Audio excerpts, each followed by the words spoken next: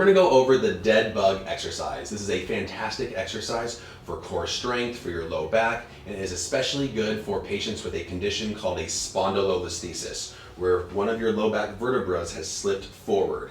And for those patients, you might realize that doing a lot of extension exercises that we mostly advocate for, those are going to cause more pain for those people. So I'm going to show you a dead bug exercise that is especially good for spondy patients and anyone else. So what we're going to do, we're going to lay on our back. Now, I guess they call it the dead bug, because apparently this is what a bug looks like when they're dead. Who knows? Who knows? But basically, we're going to go into 90 degrees of the legs here.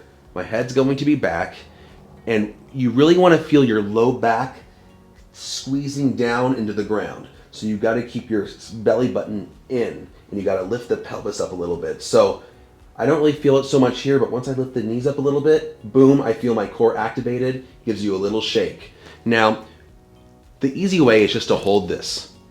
You can just hold that. I can keep my head and my shoulders and my hands down. To add a little more extra difficulty, what we're gonna do is you're gonna put your arms up like this. And then to add more difficulty, we are going to keep the chin tight and tucked and bring those shoulder blades off the ground. And you're gonna hold this position. And the duration we're going to hold this is really dependent on how long you can keep your low back spine against the ground.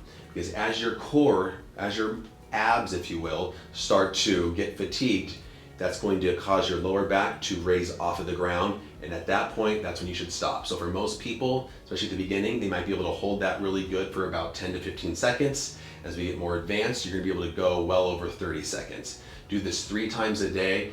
Very, very effective at core strengthening and especially good for spondy patients.